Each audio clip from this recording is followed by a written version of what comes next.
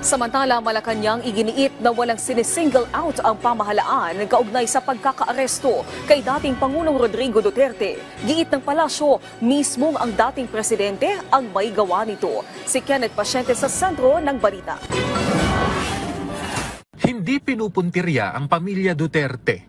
Yan ang tugon ng palasyo sa naging pahayag ng anak ni dating Pangulong Rodrigo Duterte na si Davao City Mayor Baste Duterte, kasunod ng pagkakaaresto ng kanyang ama para sa kasong Crime Against Humanity sa ICC dahil sa madugong drug war ng kanyang administrasyon. Gusto na naman po niyang iparating sa taong bayan na kawawa na naman po ang mga Duterte dahil sinisingle out.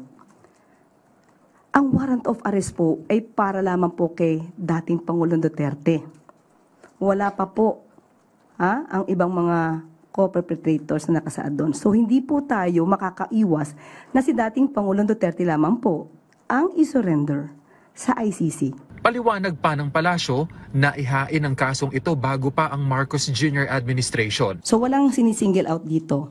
Ang nangyari dito, yung mga kasong dito na tungkol sa crimes against humanity, kagagawan din po ng kanyang ama na ibinibintang sa kanila. Nanindigan din ng palasyo na hindi ito diversionary tactic ng pamahalaan. Naparatang din ng nakababatang Duterte para pagtakpan umano ang ilang issue, partikular na ang pondo ng PhilHealth at ang 2025 national budget.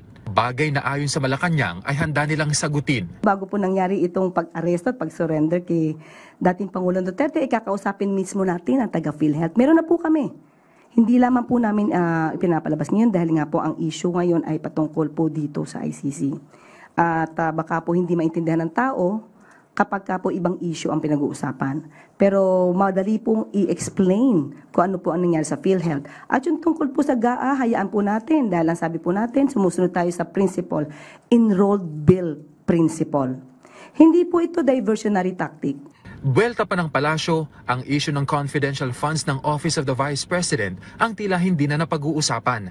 Kaya marapat lang daw na sagutin ang muling paglutang ng mga bagong kahina-hinalang pangalan na nakatanggap umano ng pera mula sa naturang pondo ng OVP. Kung naman po ay nadiskupi po, dapat po rin patunayan. Kasi as of the moment, nasabihin pa rin po natin, may presumption of regularity patungkol dyan. Pero, since nako-question nga po ito, dapat lamang pong patunayan ni VP Sara kung ang mga resibong ito ay totoo o hindi. Sa tanong kung bakit hindi muna naimbestigahan ng dating Pangulo dito sa Pilipinas bago i-turn over sa ICC, paliwanag ng palasyo na dapat tanungin ng nakaraang administrasyon dahil taong 2021 daw nang hilingin ng Duterte administration na itigil ng ICC prosecutor ang pag-iimbestiga dahil magsasagawa umano ng sariling investigasyon ng nakaraang administrasyon. Pero hindi raw ito nagawa kaya ipinagpatuloy ng ICC prosecutor ang pagsisiyasat. Kung meron po sigurong dapat sisihin kung bakit nagpatuloy ang ICC, yun na rin po ay ang dating administrasyon dahil hindi sila agad kumilos patungkol dito sa mga kasong ito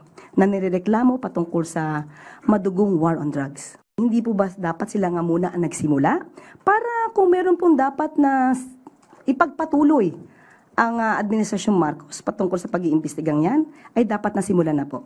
So wag natin ipahid ang kasalanang ito sa administrasyon ni Pangulong Marcos.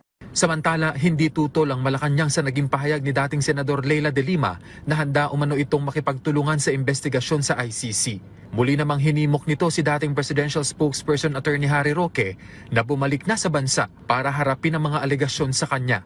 Lalo't hindi naman na ito magiging parte ng legal team ni Duterte. Sinabi naman ng palasyo na nakikipagtulungan na sila sa iba pang ahensya ng gobyerno para tugunan ng paglipanan ng fake news lalo na sa social media kasunod ng pagkakaaresto ni Duterte.